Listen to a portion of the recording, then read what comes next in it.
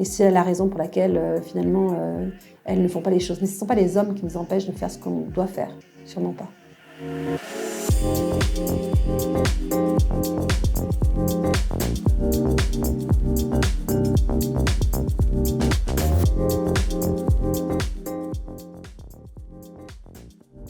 Alors, je m'appelle Agnès Rossi, je suis avocat associée chez Simmons & Simmons à Paris. Je crée des fonds d'investissement partout dans le monde, en France, au Luxembourg, dans le monde.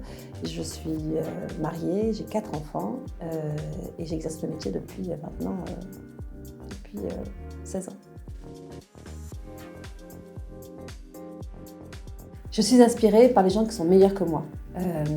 Et parmi les gens qui sont meilleurs que moi, eh bien, ce sont les gens qui font les choses mieux que moi, mais aussi des gens qui pensent plus grand que moi.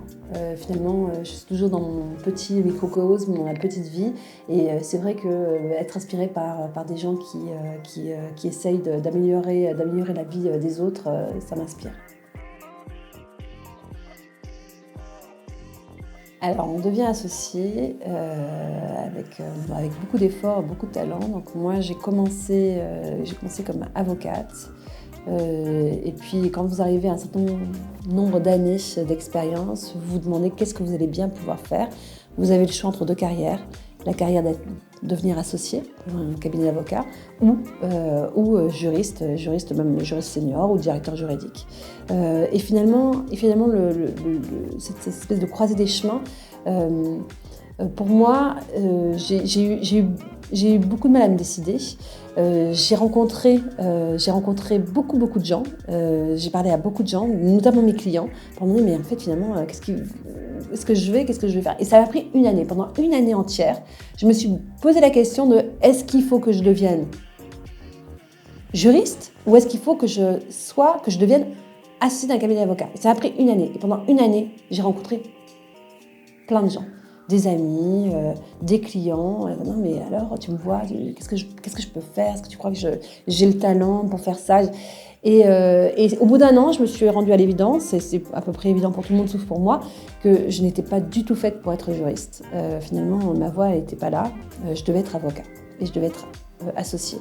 Et la deuxième année, parce que ça a pris 2 ans pour partir, la deuxième année finalement, ça a été de trouver l'endroit où j'allais devenir associée. Et là aussi, c'est très important parce que finalement, l'endroit où on devient associé, vous commencez là. Donc, il y a des éléments fondamentaux. Il faut des associés sympas, qui soient compréhensifs. Et puis, il faut un bon environnement, il faut pouvoir se développer, il faut une bonne base pour pouvoir se développer, grandir, faire des choses. Alors, je ne sais pas vraiment comment répondre à cette question-là.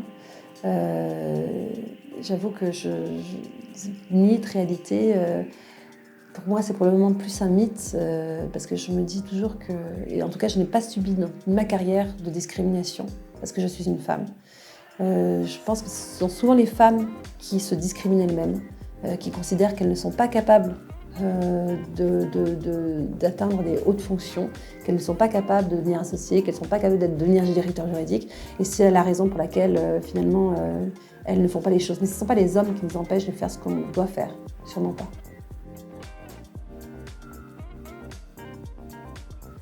Il faut avoir confiance. Confiance en soi, confiance en la vie, confiance dans les autres. Rester bienveillant et puis accueillir. Et puis quand il s'agit de faire un choix, eh bien, se dire que rien n'est jamais définitif. On peut toujours rebondir. Rien n'est jamais définitif.